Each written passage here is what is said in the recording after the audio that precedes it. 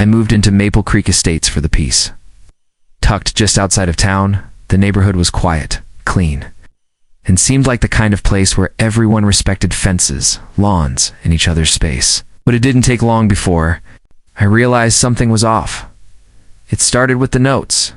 I'd just moved in 2 weeks earlier, still unpacking boxes and setting up the backyard fire pit, when I found a slip of paper tucked in my screen door. Please cut your grass to HOA standards. You're setting a bad tone for the neighborhood. No signature. It's just that passive-aggressive tone. People like to pretend it's polite. I looked around. My grass, it was barely a quarter-inch taller than my neighbor's. Maybe I hadn't trimmed the edges yet, but nothing outrageous. I brushed it off as a one-off, but the notes kept coming. Your trash bins are visible from the street. Violation warning. Unapproved curtain colors. Please read HOA design rules. Who parks in their own driveway overnight? Is every one of them unsigned? Every one of them clearly aimed at me. I asked a few neighbors. Most shrugged awkwardly. Some looked scared. To even talk? That's when I started hearing about her. The HOA president, real name Nancy Hargrave. But everyone in the neighborhood had another name for her. Stalker Karen. She lived 3 houses down and treated the HOA title like it was a military command. Always patrolling the neighborhood with her little Yorkie in tow, peeking over fences, snapping pictures of people's yards, and issuing violations from her own printer. Thing is, she wasn't even elected. The original HOA board had dissolved years ago when the builder left. Nancy just took over, started enforcing old rules no one voted on, claimed she was maintaining community standards. Whatever, I didn't move in to play house politics. I just wanted a peaceful home, but Karen had other plans. One night, I noticed her across the street standing perfectly still by the lamppost watching my house. At first I thought I was imagining things, but then she raised her phone and snapped a photo. I stepped outside. Can I help you? Just checking for violations. Just checking for violations. You're 2 inches over the fence height limit. Stared at her. That's not a real rule. It's in the bylaws. I suggest you comply, or I'll escalate. She turned and walked away like she hadn't just said the most ridiculous thing I'd ever heard.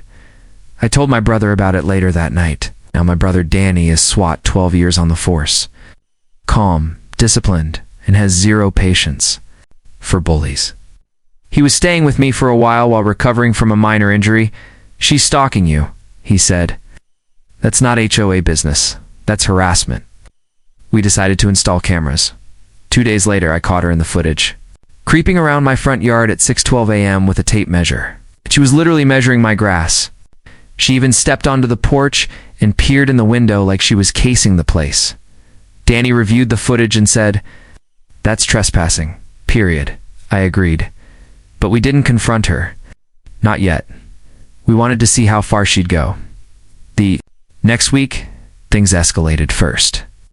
I came home to find a bright orange violation sticker on my garage door, like the kind the city uses for condemned buildings. Except it wasn't real. It was printed on sticker paper and read, "Unapproved property modifications. Final warning.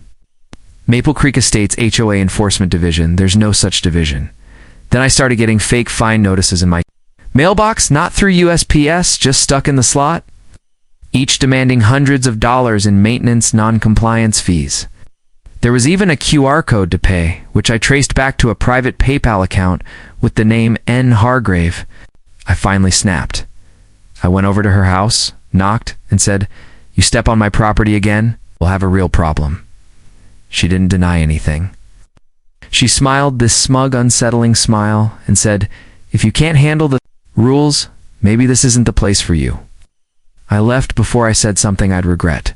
That night I told Danny I wanted to report her. He shook his head. "Let's wait. I want her to hang herself with her own rope."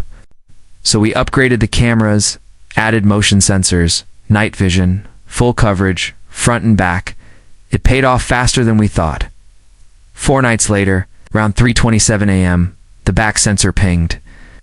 Danny and I both woke up, checked the monitor, and there she was, Karen, inside my backyard. Dressed in black sweats, flashlight in hand, taking pictures of my patio and trying to peek through the blinds of my kitchen window. My blood ran cold. Danny stood up, cracked his neck, and said, "She just made the biggest mistake of her life." Grabbed his badge, holstered his off-duty sidearm, and calmly walked out the back door. What happened next? You'll want to hear every second of it. Because Karen wasn't just about to get caught trespassing, she was about to learn exactly what it meant to mess with someone whose brother is SWAT. When my brother Danny walked out the back door that night, he didn't run, he didn't yell, didn't even announce himself right away. He moved like a ghost, slow, controlled, practiced. Karen was in the middle of photographing the side of my shed when Danny's voice cut through the dark like a bullet. "Don't move." She spun around like a raccoon caught in a trash can, flashlight shaking, mouth hanging open. The look on her face was something I'll never forget. Shocked, guilty, and suddenly terrified. Danny stepped forward, calm as ever. "You're trespassing. This property is under surveillance. I've got your break-in on 4 cameras, including audio," Karen stammered. I was just checking for code violations." "In someone's backyard?" Danny held up his badge. "Ma'am, I'm a certified SWAT officer with the local PD. You just crossed the line from HOA harassment into criminal trespass, stalking, and possibly attempted unlawful entry." She froze. You could see the gears in her head trying to spin a story that made sense, but it was too late. "Turn around. Hands where I can see them. I'm the HOA president," she barked, like that gave her diplomatic immunity. "You're also under citizen's arrest until officers arrive," Danny said, unfazed. "And just so you know, your HOA isn't even legally active." I had already called 911. By the time I got outside, she was standing near the fence, hands out like a child caught stealing cookies, muttering to herself.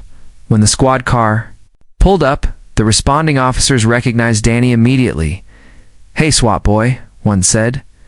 "Didn't think we'd see you in uniform tonight?" "Wasn't planning to be," Danny replied. But she made it necessary. We handed over all the footage. Night vision shots of her creeping through my backyard, looking through my windows, taking pictures of my house. The officers didn't hesitate. They cuffed her on the spot. Karen went from, "I'm the HOA president," to full-blown meltdown in less than 60 seconds. "You're all going to regret this," she screamed. As they loaded her into the cruiser, "You'll be out of this neighborhood by next month." The door slammed shut behind her. I stood there in the quiet, still stunned. Danny just said, "Told you." Let her hang herself. But this wasn't the end. It was just the start of the fallout. The aftermath to board the next few weeks. The truth about Karen spread fast through Maple Creek. Turns out I wasn't the only one she harassed. Far from it. One neighbor confessed that Karen had fined him for planting unauthorized tulips in his flower bed. Another woman had received fake notices demanding $200 for having her blinds the wrong color. Several of them had paid out. Of fear or confusion, thinking Karen's threats were legally binding. But now that she'd been exposed, the whole neighborhood started talking. The HOA she claimed to represent dissolved 5 years ago when the last board quit. Karen had simply started printing her own rules and pretending to be the law. The fine money, straight into her personal Venmo, and the fake citations, all printed on her home computer using a forged logo she designed herself. The district attorney reviewed the footage and witness statements. She was charged with multiple counts: trespassing, harassment, impersonation, double legal entity, fraudulent fine stalking, and because she targeted me while my brother, a law enforcement officer, was present and recorded the incident. The DA added aggravated stalking to the list. Her attorney tried to argue it was all a misunderstanding. The judge didn't buy it. When she appeared in court, she looked nothing like the HOA tyrant I'd seen roaming the streets. No clipboard. No barking orders. Just a pale, quiet woman in a wrinkled pantsuit. Looking down as the charges were read, she pled no contest and took a plea deal to avoid jail, 6 months probation, a $15,000 restitution fund to repay the neighbors, and a permanent restraining order that forbade her from contacting, approaching, or surveilling any resident in Maple Creek Estates. And as part of the deal, she was required to issue a formal written apology to the entire neighborhood. We all got copies in our mailboxes, typed, plain and pathetic, to the residents of Maple Creek Estates. I regret my actions and accept full responsibility for my conduct. I understand I acted outside the bounds of any legal authority and caused distress to my neighbors. I apologize for the violations of trust, space, and privacy that occurred under my self-appointed role.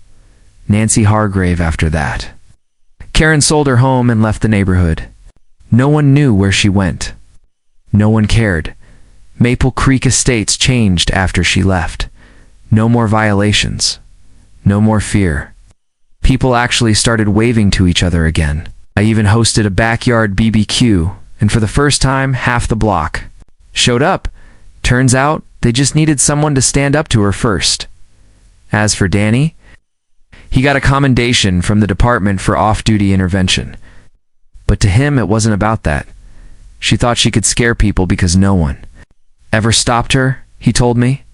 All it took was the right person with a badge and a camera. I still keep the footage from that night saved on a flash drive labeled HOA Karen Final Episode, 'cause that's what it was. The last time she ever tried to control, bully, or stalk anyone in our neighborhood. And the moment she found out that sometimes the person you're targeting has a brother trained to take down threats for a living. Big mistake.